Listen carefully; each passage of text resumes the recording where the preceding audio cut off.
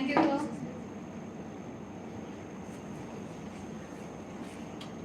I now invite founder and editor-in-chief of Krishi Jagaran and Agriculture World, Mr. M.P. Dominic sir, to welcome our guests and address the gathering. Thank you. Sometimes, when you meet somebody, you say the first time, on the spot you get love, a feeling, the first attraction, something that happens.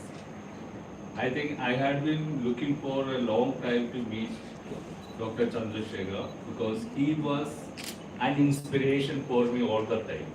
Though we could never discuss or talk or meet each other and discuss, but silently I was admiring him and was inspired by many of the activities he was doing, so that I know many of our team members used to connect with him and we used to get a lot of knowledge and idea. But the time I met him, I think now there is no looking back. Even without we meeting, we signed an MOU. And that was the thing that happened. Because see, some people are born passionate. We cannot control them. You try to keep anywhere, they will come out outshiningly better. Because I remember few around years back, Manage was not an attractive place to go for many of the professionals to head it. And sometimes people say it should be a punishment because go to Hyderabad and do your work. That was. But now it has become any professional's dream to head that institution was. How that happened, how he could make it to that level an institution, that is the greatness of Dr. Chandra. Wherever he touch, he make it gold. And for others to catch it up. And I think today it will be a struggle for all the new people taking that chair to keep up that momentum. Dr. Chandrasekhar has initiated and continued and did it with all the things that needed the support, because it was not that highly appreciated non-institute when he joined there, the way it would have been. But after that, the transformation it brought in, that is admiring, and that might be the reason now 15 countries wanting to execute the same things to all these countries. And as you listen to him, I don't want to interfere between what is going to happen, because he has got such a huge knowledge and idea how to transform the rural villages, not only in India, anywhere you give him an opportunity, you make sure that it is turned into something very inspiring, especially in agriculture. So that he had been all through his life, and now he is heading another 15 countries, 14 more. And I'm sure in another 3 years you will see what all huge changes are happening. The way he run around, move around like a young, dynamic, a person. Yeah, that is what inspires us. So we really welcome sir to KJ Chaupal, and we are really honored to have the person who did the managed institution and now heading CIRDAP. So we will be really happy to have all the things that we want the young journalists to understand all about the rural development and agriculture, so that the same message can go to the ultimate end consumer, the farmer and rural population, where we are all striving our level best to make them more prosperous and more ambitious and aspiring. That's what we together should do it, and I'm sure with your guidance and support, we will be able to do wonders. So welcome sir, please come. Thank you.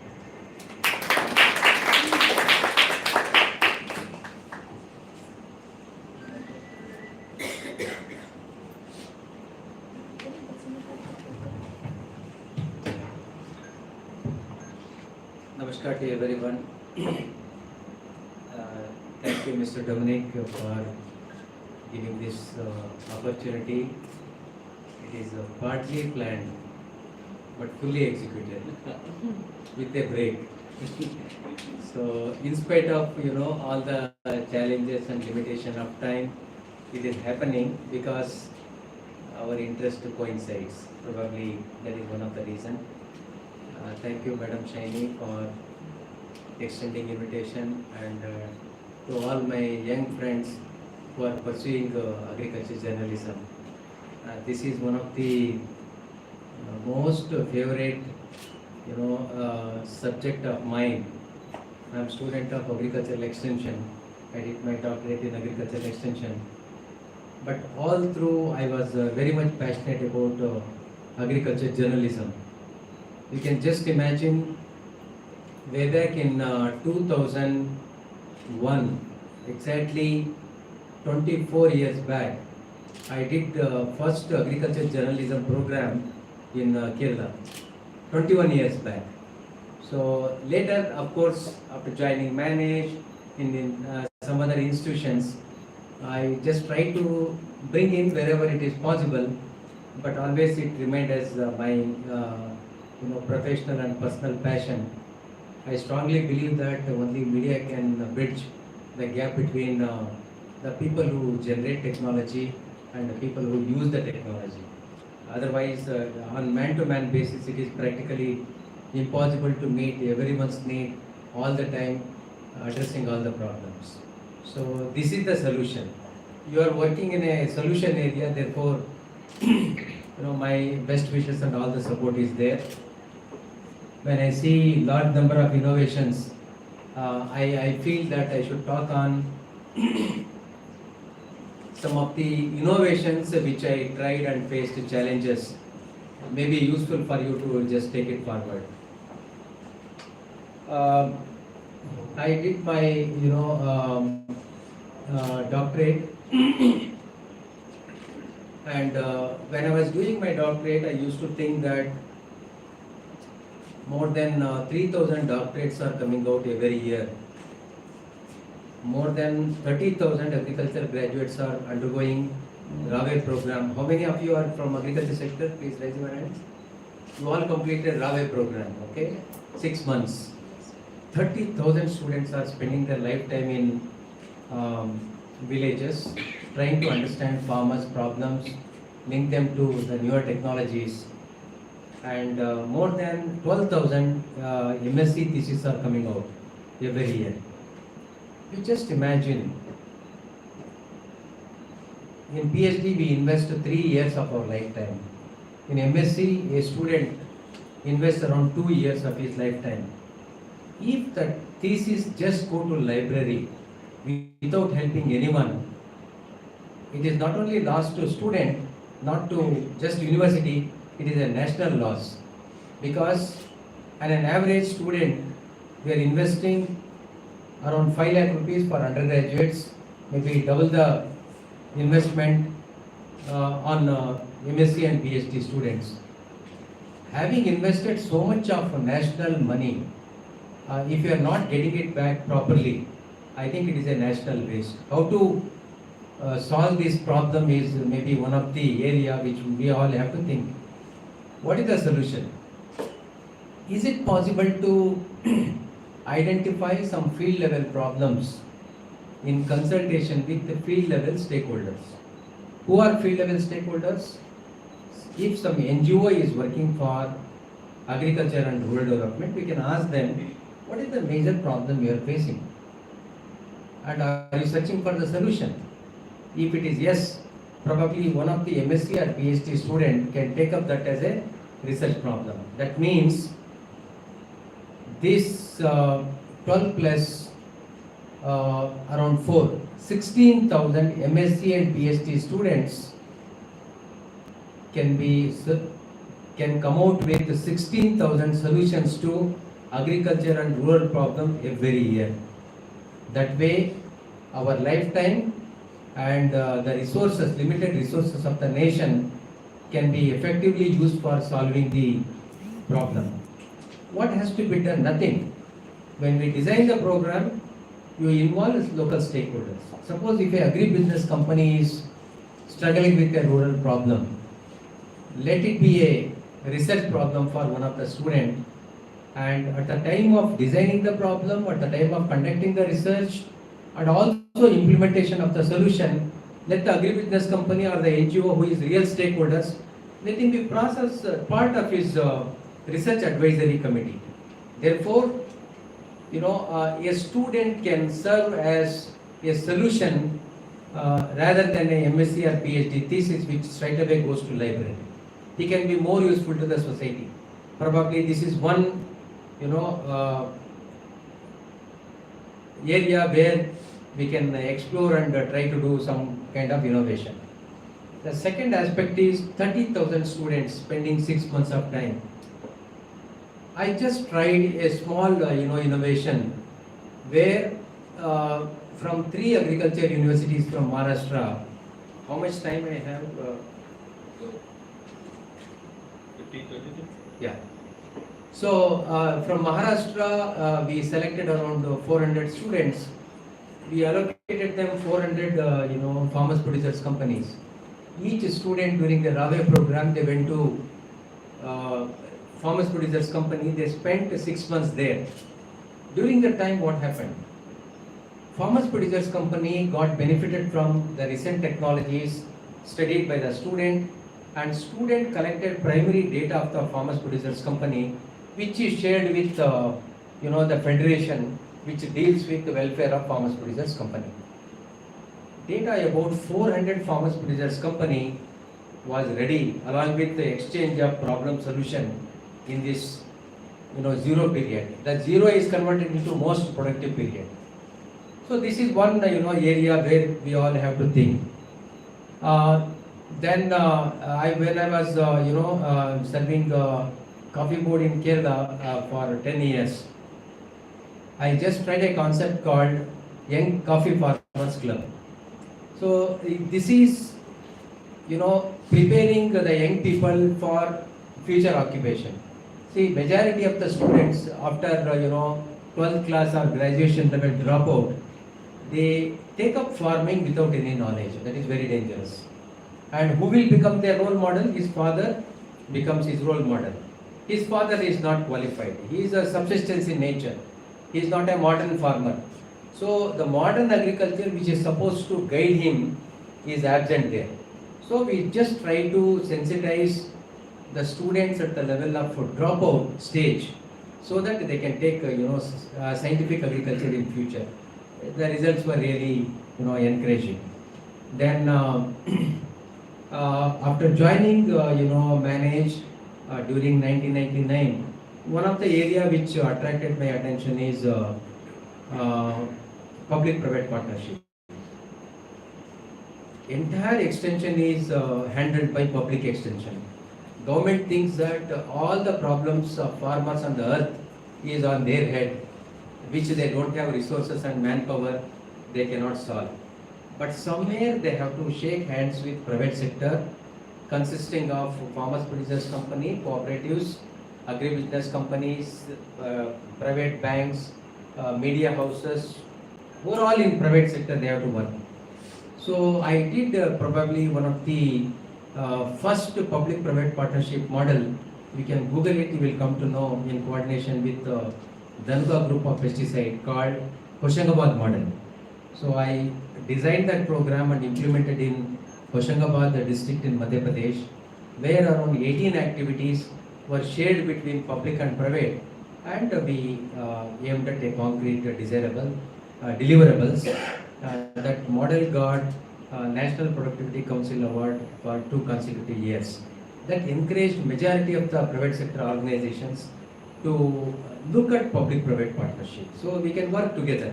It's a very beautiful document and experience. We can expand it, we can take it further. Another thing is, unemployment in agriculture sector. 30,000 agriculture graduates coming out every year, and but only 20% of the students getting jobs, 80% going unemployed. What to do with them? So when I shared this in one of the conference in Manage, one of the industrialists, this happened during 2002, okay? It is 23 years back.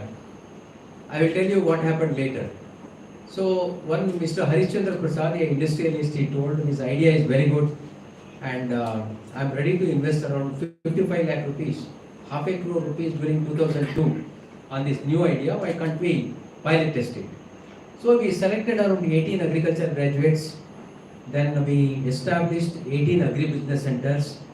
They are all qualified private agriculture doctors Not only they sold input but also gave free agriculture information so that farmers are empowered with information plus inputs.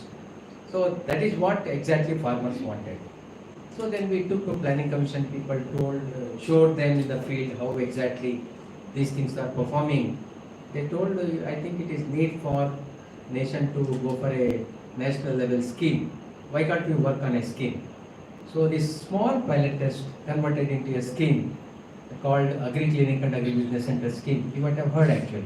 It's very popular. So all 22 years I was fortunate to lead this scheme at national level, and we could train around 85,000 unemployed agriculture graduates and established 40,000 agri clinics and agri business centers across the country. Till today, whichever the village, whichever the district I go, happily those people come and meet me. Sir, you told something, 20 years back, I was so and so, then this was my question, this was your answer, this is what happened for a period of time. I don't know what they asked and what I told, my memory is very short. But one thing really happened, that is change in the mindset of the people. People just wanted government jobs, but we showed them alternative avenue. Today, this 40,000 people, when we conducted, a post-project evaluation, and an average, they provided job for an average 6 people. Some people for more number of, created job, and some people for less, but on an average, they created job for other 6 people. And they could able to influence the yield of the income of the farmers by 17.4% and income by 28.8%. This is based on the study sample. And they are no more individuals, they are institutions. Today, some people, they say that they have employed around 100 agriculture graduates. They are running a very good seed company. So the seeds of change which we have sown, 20 years back, today I think they have grown as, big trees and sheltering many birds and providing shade to many people. I think, when we talk about enterprising agriculture, I think this big change has to happen, and it is time taking, but no matter, for a nation, 10-20 years is not a big time, it is continuing. The third thing is, probably which I always cherish is international programs. I always, dreamt of India taking a global leadership in agriculture development. Our country should become a global leader. So when I submitted some project to USA during 2014, USA told, yeah, it's a good idea, we can take it up. So initially they told, why can't we try with 3 African countries, Kenya, Liberia and Malawi. We can bring some 100 to 200 officers, we can train them. Let us see when they go back, how they behave in the field. After seeing their performance, we can think of, upscaling this project. So that program we implemented, for 1 or 2 years. Results were really encouraging, and the national leadership of Kenya, Liberia and Malawi and Indian ambassadors and the local agriculture ministers, they were very happy.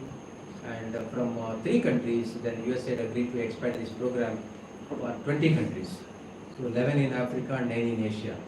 So next 6 years we could implement this program in 20 countries, bringing more than 1,400 officers, training them in 44 themes, taking the help of agriculture universities, private organizations and ICR organizations, and creating a very tangible impact on agriculture and rural development in Africa and some of the developing Asian countries. These people served as change agents in the system which they were working. We did post-training surveys, whether the officer is behaving the same way before the training and after the training. It was a long duration, 2 months training program. So results were very encouraging. Then in Jaipur, they actually, in one of the program, one of the organization, they invited me. They told that some retired people are passing out today training program. You have to distribute the certificates. So when I went there, all young and smart people are sitting. Why? I just started thinking, why these people are telling they are retired people? They told they are all retired soldiers from Army, Navy and Air Force. It is a sort of post-retirement rehabilitation program. And during the program, I made up my mind that we should not retire these people. It is not good for the country. We cannot retire a young and smart fellow at the age of 45. It is not no good for any society.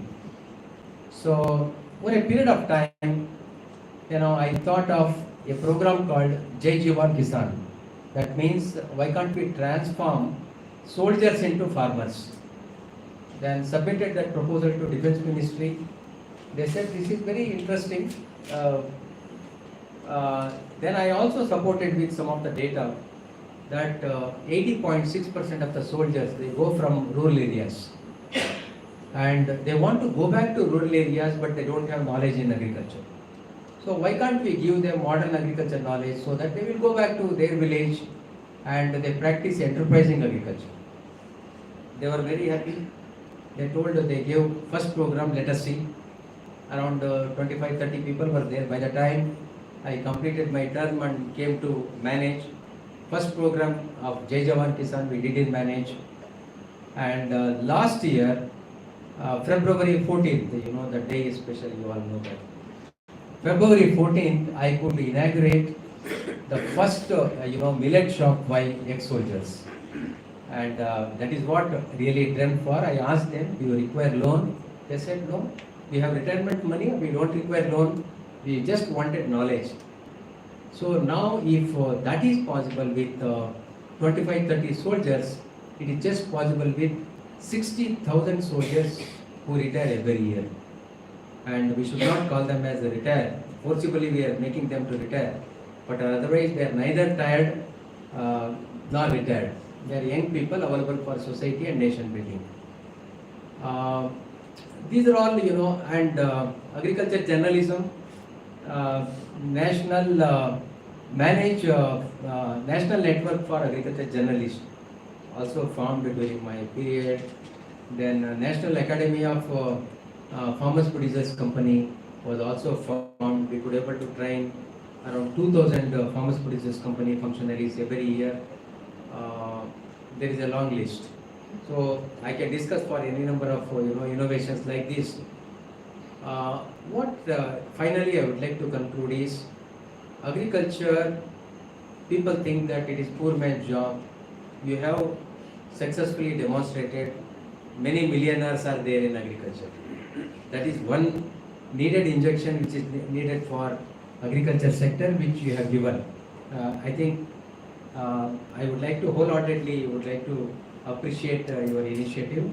That is much needed for agriculture sector, because on an average it is estimated that every day 2,409 farmers are quitting agriculture in Indian scenario. At this rate, you will not be left with any farmers maybe after 10 or 20 years. So double the rate, I think we have to intensify our efforts to attract and retain youth in agriculture. Probably your innovative program will play very important role in that. Good number of innovations are there. My best wishes, wholeheartedly I support all your initiatives. And from CIRDAP, we work in 15 countries, work on rural development, covering all sustainable development goals. It includes agriculture, it includes climate change, includes poverty, nutrition, everything around rural life. Probably we can work more closely because mandate is same. Already we have signed a formal MOU, but informally we are working together, thinking together. Probably in the days to come, we can work more closely. Thank you very much for this opportunity.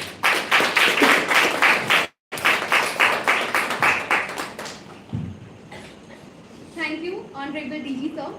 We really need more leaders like you to tackle unemployment, especially in the agriculture sector. and for gracing KJ Chaupal with your presence. Your vision and expertise in agriculture and rural development are truly inspiring. Your leadership and contribution to Agri extension will be great learning for generations to come. As a tradition, to capture this special moment, let's gather for a group photograph with our honorable guest.